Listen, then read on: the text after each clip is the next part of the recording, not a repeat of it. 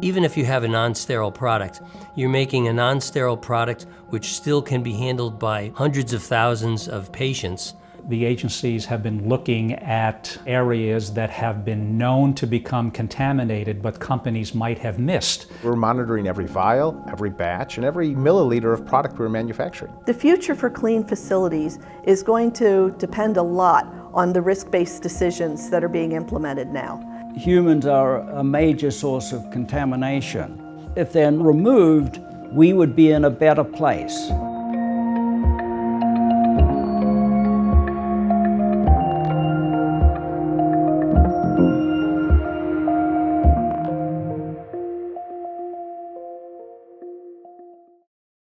Over the last decade, improved technologies such as single-use sterile products, isolator technologies, air showers, and transfer hatches have changed nearly every aspect of pharmaceutical manufacturing. As these new and updated tools continue to evolve, manufacturers continue to adjust their processes to ensure the cleanest facilities and purest products possible. But these processes are not without downfalls, and the industry still has work to do to prevent contamination. American Pharmaceutical Review spoke with industry experts to find out what strides have been made towards sterile manufacturing and clean processing in these facilities. The pharmaceutical industry has traditionally been a conservative industry, risk-averse, and slow to embrace new technologies. But there have been technological advances in the past decade. Single-use technologies have become commonplace, and continuous manufacturing is making inroads. The same is true for finding, identifying, and mitigating microbial contamination in facilities and products. Over the last 10 years, there have been some significant changes in the technologies and equipment used in the pharmaceutical industry. Biologicals have become more dominant in the market, as well as continuous manufacturing strategies and new advanced therapies. With these changes, the methods of controlling the products have needed to adapt with rapid and automated methods from microbiology, allowing manufacturers to quickly know if their process is on track. Some of the biggest changes have been around the introduction of barrier technology for manufacturing, continuous manufacturing processes, and the use of the disposable equipment in the process, all of which have been designed to run 24 hours, so there's support and testing required for the full 24-hour manufacturing cycle. Originally, we used to test in a clean room for all sterility samples. Now we have shifted, we're starting to use, and we have been using a sterility isolator for some time now. This is a process improvement. It provides greater assurance to our customers of proper aseptic handling and testing of their materials. Some of the current advancements enabling clean factories or facilities of the future are really focused around the disposable bioreactor technology, the integration with process analytical technology, the data analytics strategies that are out there to really understand the data, and then finally, instruments that allow even real-time bioburden monitoring. Continuous bioburden detection enables process analysis and risk management by providing a data-rich source of information. You're able to detect a broader range of microorganisms. You're able to understand baseline levels. You're able to see trends as they occur more quickly. People don't want longer testing, like for example, sterility testing is a 14-day on test. So that's a very long test. So there's something called as rapid sterility methods, which is out there in the market. It does have some loopholes in that one. A lot of reagents have to be used. The upfront cost is a little higher compared to your traditional sterility testing. But those are the results which can be generated out within a day or two. So here you're looking at 7-day, 14-day versus a day or a two results testing. We see the possibility that rapid microbiology methods are going to be necessary where you can confirm sterility or confirm safety without necessarily having to wait the 1 to 2 weeks for the full testing to take place. And then you have a choice. You either dose the patient at risk and you treat them with antibiotics just in case there was a problem, or with rapid micro, where you can generate results within 24 hours, you are then in a position to dose the product and actually know that it was safe at the time of dosing. These new technologies today are allowing companies to get a good understanding of whether they have microbial control in their sterile manufacturing areas. And this is very important in today's industry, especially since we have new types of medicines that are being developed every day. Advanced therapeutic medicinal products, gene and cell therapy products, short-lived products that require a much faster understanding of microbial control. Data can enlighten, data can provide insight, it can also overwhelm. With all the tools now available to microbiologists to capture, record, analyze, and archive data, have their jobs become easier, or are they being buried by a mountain of data? You can monitor the environment for particulates, you can monitor the environment for viable particulates, the microorganisms, and you can monitor the environment for temperature, humidity. All of this generates data. The data has to be obviously collected appropriately and then analyzed appropriately. So there are a lot of systems that have become available in the software industry where it's crossed paths in pharmaceuticals to be able to take that data and make some valuable decisions and analysis out of that data. With the new process monitoring that's being implemented in a lot of facilities, there's a huge increase of the amount of data that needs to be analysed. With the environmental monitoring, there's a similar issue. As facilities get more and more test points, more and more data comes through, and the ability to transfer that data to a suitable network, a LIMS process, or a designated EM software program allows the operators to get a much better picture of the environmental condition of their facility much quicker and improve the quality of the process.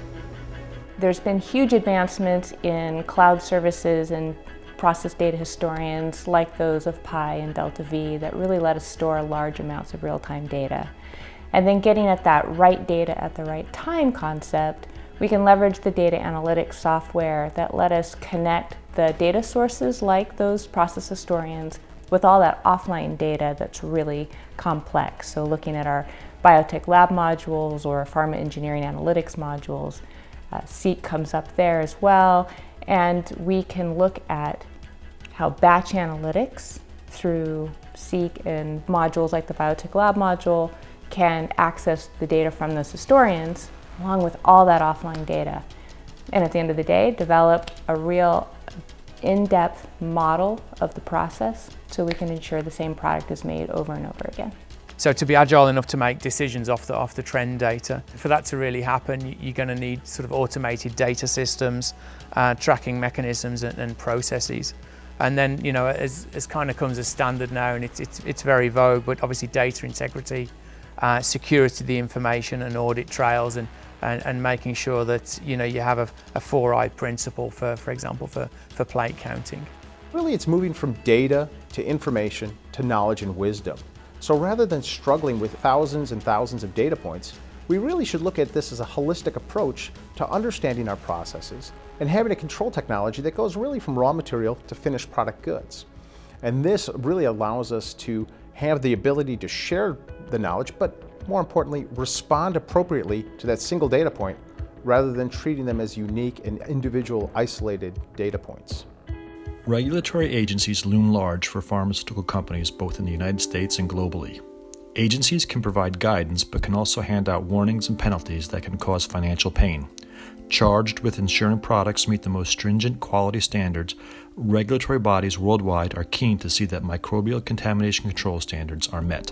I think there's been a necessary evolution within regulatory bodies that in my mind has been very positive. Recently we've had the Emerging Technologies team come about within the FDA, which is there to help facilitate and encourage the use of emerging technologies or new technologies by companies. It's a forum for dialogue with these companies. And we've also seen a number of industry work groups like the Bioforum Operations Group, or BPOG, and the OWBA, or Online Water Bioburden Analyzer Working Group. And these are groups of people from industry that are working together to help promote these new scientifically sound technologies and help facilitate their use by companies and industry. Regulations have been getting tighter and tighter. The escalation of data integrity is a good example where it's impossible for us to do something that is not audited, traceable or evident in terms of we have absolutely done the right thing. We have people who review the guidelines, review the pharmacopoeia forums, and these are public documents that give an indication to the trends within the pharmaceutical industry. It provides future guidance to us to help us make sure that we're on track with the current guidances, but more importantly, we're in track with future guidances which may come into place at the time when some of the products we're testing will actually be submitted and need to have regulatory approval to the future standard rather than just necessarily the current standard. No, I don't believe that the regulations have become stricter for sterile product manufacturing, and I'm not aware of any other differences also in the other regulatory regions. What has happened, though, is that some of the guidance documents have been tweaked and have been updated. We at the FDA, we review applications submitted to the agency for approval of drugs from various companies, and some of these are global submissions, and we do see that there are some, for example, standards that are set in these applications that are perhaps required from other regulatory regions. Other regulatory regions appear to have similar GMP standards for the manufacture of sterile products. However, we do see some differences in practices, and there are some differences. So, for example, there are gowning differences in different regions of the world. The other aspect is that there may be different levels of adherence to the standards that are established in the other regions of the world. So we notice this when we go on foreign inspection in certain regions where perhaps the standards are not complied with, and so this results in 483 observations, which may result in compliance issues with the FDA. The EU GMP regulations, Annex 1 for sterile medicinal products, has been recently published. And unlike FDA guidance documents, this particular document has the force of law. So this will be disruptive to the industry. For example, the laser-induced fluorescent viable particle monitoring systems that can in real time count viable and non-viable particles are being introduced into the industry.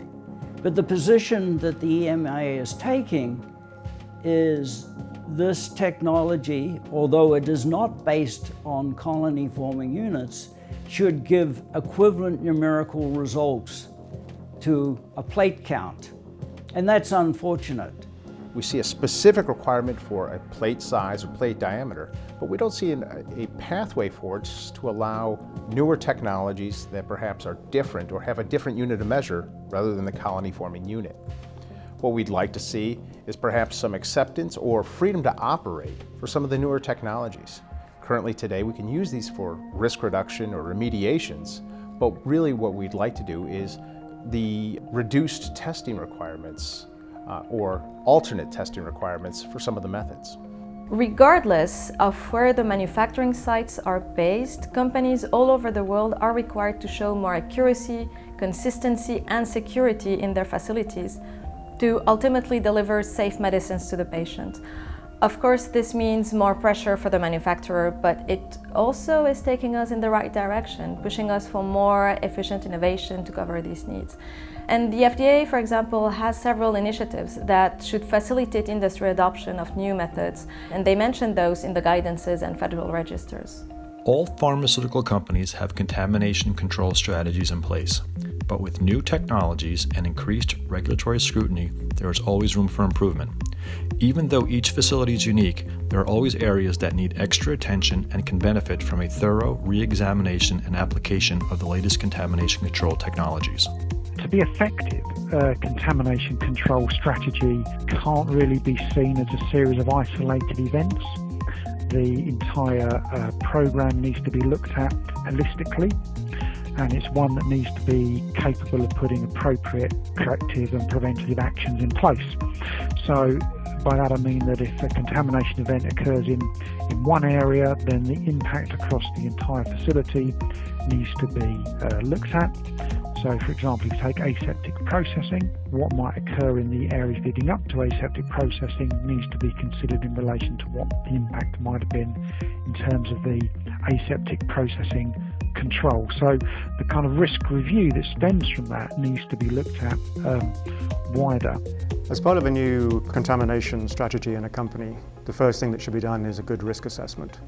That's required to really understand the process and any points in the process that are at high risk.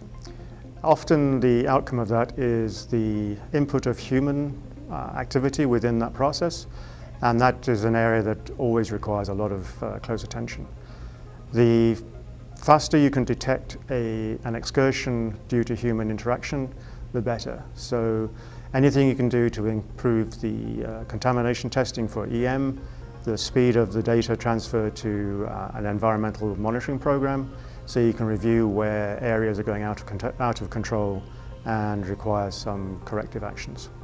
I would say with regards to pinch points, the key piece is to look at product manufacturing as part of a life cycle approach. And the strategy for contamination control actually starts at the beginning with understanding and supplier control of the raw materials coming in, so all the input materials, and then into the process designing an appropriate facility and process to ensure that contamination is minimized or removed. What's their environmental monitoring program like?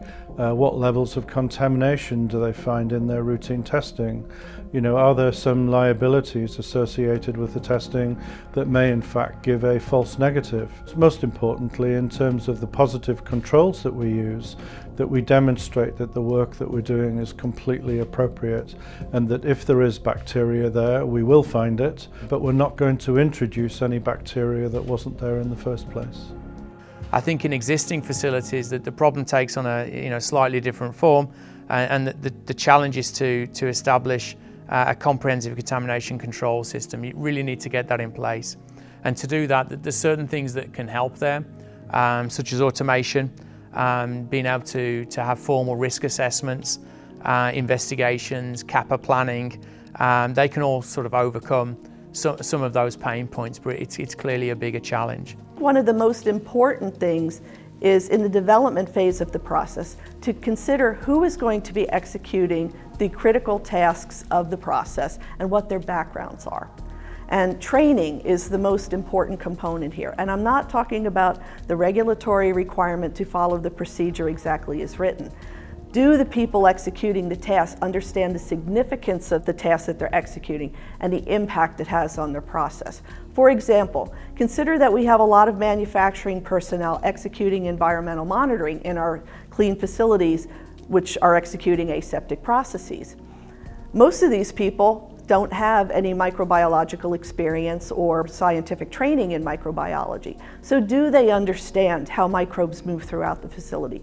Do they understand how they can be introduced into the process? And do they have the critical thinking skills to identify a potential risk that may be exterior to the specific process they're executing? If they do, then they can identify those risks on the floor and be part of the continuous improvement program from the firm, thus improving the overall quality of the process.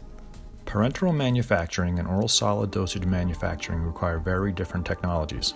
Parenteral products have traditionally been manufactured in the cleanest facilities possible, but with increasing quality demands placed on oral solid dosage products, these facilities must now be as clean as possible as well, resulting in more demands placed on in-house labs and microbiologists.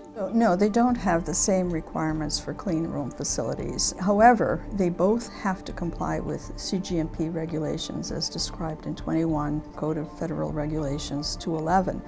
However, even these regulations have some more specific requirements for aseptic processing, for example, and for sterile drug manufacturing.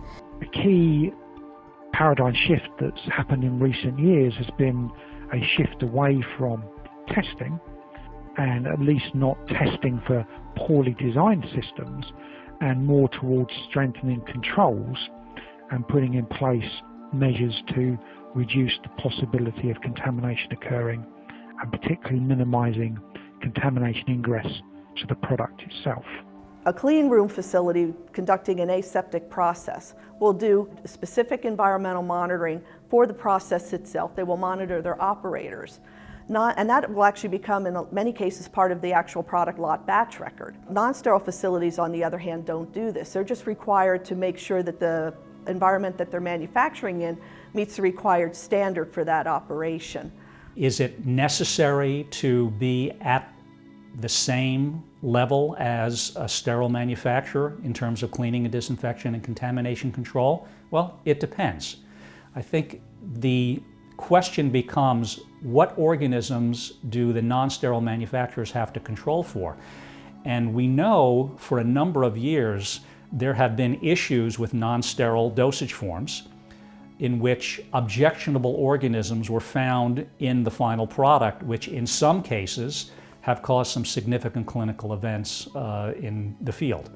For these reasons, it is important for the non-sterile manufacturers to have robust contamination control strategies in place, which may or may not be similar to the type of control strategies that a sterile manufacturer would have. Human beings are known for not being the cleanest part of any pharmaceutical production facility, thereby increasing the risk of a contamination event. They are also quick to fatigue, especially when working in clean rooms or isolators that require specific gowning procedures and detailed operational guidelines. Automation has been looked at as a means to eliminate humans from clean environments. The question is, are we there yet? So what type of processes can happen without interaction, as technicians are the dirtiest part of a facility? As human beings, we do have microbial flora on our skin, so there is always the chance of cross-contamination of the test material. Now, one way that we can mitigate that is, for example, the shift from using a clean room where the analysts in additional personal protective equipment, or PPE, they are still in direct contact with the client test material, to using the sterility isolator, where we have a barrier between the technician and the test material, thus eliminating the potentiality for cross-contamination. I think that's very feasible. There are multiple facilities around that are using sterility isolators. I think additionally we are also starting to see an increase in the amount of automation and robotics that are being used in the testing processes. When I think about what it takes to be a fully automated, lights-out facility, the technology advancements that we now have with sterile connections between process steps, the real-time process analytical technology, takes us out from having to maybe sample as much and wait for offline results. We can see in real time what's happening without a human actually interacting with the system. I believe that completely closed systems with process analytical technology is accessible and available today. With the right culture changes, with the right conversations with the FDA, those things have come together that we are well on our way to that. So we're seeing a lot of firms reducing the amount of human intervention and interaction to the extent possible. For example, fully automated high-speed filling lines, where you only need 1 or 2 operators to monitor the performance of the machine as it fills the vials. They're really there to make sure that the machine is running okay. Single-use components, welded bags to make transfers instead of transferring manually by pipette. Using sampling systems that can be steamed in place prior to the initiation of the process, therefore reducing the need for manual sampling. As we remove people, it's a fairly obvious statement to say that there'll be a larger scale introduction of automation and robotic systems, and then I guess taken to that nth degree will be self-contained processes and the so-called lights out production. So that'll require more centralized systems, online monitoring systems integrated into the process. So all of this will be going on site, and I think in parallel to that there's obviously going to be providers that will have the ability to be outsourced to.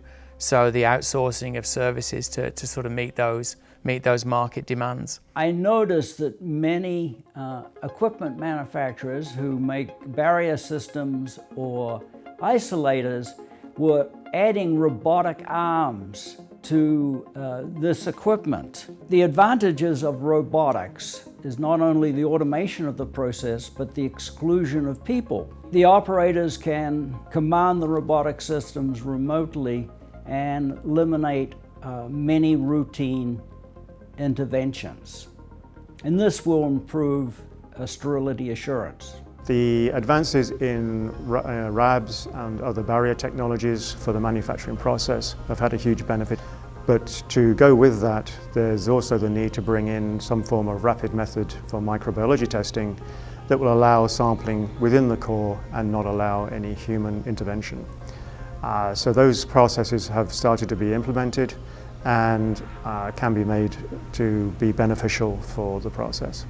So the use of these single-use systems and even, for example, disposable fill-finish lines require less personnel intervention. These are provided to a firm, for example, as gamma-irradiated and packaged, and they can be introduced in an isolator. There's less maintenance and less operations, equipment operations that are involved in these systems. However, there are still some issues that need to be addressed. There's a risk of extractables and leachables that can produce impurities in the product, and also they're prone to pinholes and leaks. So this is one area of active investigation now, of active research from standard organization on how to address these potential liabilities. The potential to have a light touch facility with perhaps 10% the current operators doing manipulations is a realistic goal, because we understand that there's a high number of variables with raw materials to processing and to the final product. We see that a practical and soon-to-be implemented technique would be something of a virtual intervention, where we combine the virtual headsets that are used to train operators in aseptic manipulations, combined with a robotic arm. Therefore, we could get to a situation where I can track what the arm did, that it didn't cross into first error or critical zone, and that we have a reliable and reproducible response to any time we need to do a manipulation or intervention in our processes. Completely removing humans from the process does not seem always possible with the technology that is currently available. There is no doubt that there will be advancements in this direction, but we should be mindful that with stricter regulations in place for now, you still need real people and a real microbiologist to keep a critical eye on what's happening. There are technologies available today. There are technologies that have been available for a number of years. The question is, where is the industry as a whole in moving toward removing that human factor? Having taken a look at the progress the industry has made and the technological, scientific, and regulatory landscape that we are currently in, can we make any predictions as we look towards the future? Looking at the processes that we execute and our product requirements from a critical point of view and identifying our critical control points and mitigations and risks that are associated, that's going to influence the design of our facilities, the design of our processes, and how we run these facilities going forward. And I think in the end, we're moving away from the standard industry practice to customized practice, tailored specifically for the process and product being manufactured. And I think this is a good thing for the industry and a good thing for the patient. The concept of contamination control over the last 10 years has really evolved. And companies are more and more aware of the impact of a lack of control to their product and the impact of this on patient supply and financially to the company. So a lack of control leads to failures, batch rejections, loss of product to the patient, and economic loss as well. So this is very important. I think companies worldwide have recognized the importance of good microbial control. So certainly with clean room design, there have been a number of advances which are designed to assist with this. So this includes developments in things like computer-aided engineering software, which helps with the design process.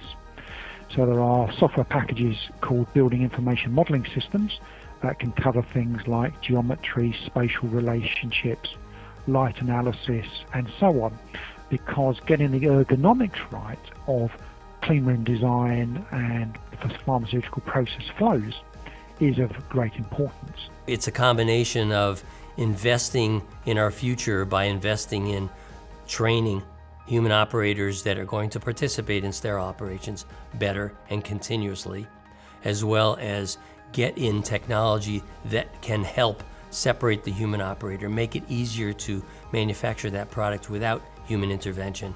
And I think the two together will be able to enhance that sterility assurance aspect. Centralized integrated monitoring, process monitoring on the rise.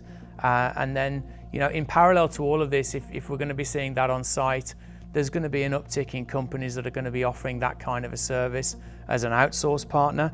And so, that will, as people get pushed for timelines, the need to outsource may become apparent. The European Pharmacopoeia for cell therapy has named systems such as automated growth methods as compendial solution for sterility.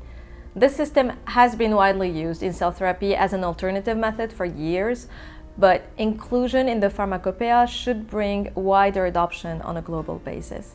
The challenge probably over the next 10 years will be upgrading facilities. It's very difficult to replace facilities or replace equipment while ensuring market demands or patient supply. It's an analogy I've often heard described as it's very similar to trying to build the plane or upgrade the plane while you're flying it. And that's what we see is the challenge for many of the facilities today. The way that the fourth industrial revolution relates to pharmaceutical manufacturing is incredibly important. It involves the interrelation of cyber-physical systems with regards to individual components within the manufacturing process. So all of a sudden you can combine information that you have from different systems, from different sensors, from different pieces of equipment into this holistic set of tools and intercommunication between systems so that it's kind of a smart environment. It's the clean environment of the future. If we are able to use these technologies in process while we are making and filling drug product, then we will know right then and there whether we have a contamination problem. And the need to rely on finished product testing, such as a sterility test, which takes at least 14 days, would go away. And we can get us closer to parametric release for those products that are aseptically filled. This is a vision that I've had and some companies have had for some time, and the technologies are starting to become available today to help make this a reality. As we really come down to the concept of sterility, which is very difficult to prove, we have to come up with ways of being able to assure the patient that we've taken every measure possible that we can take.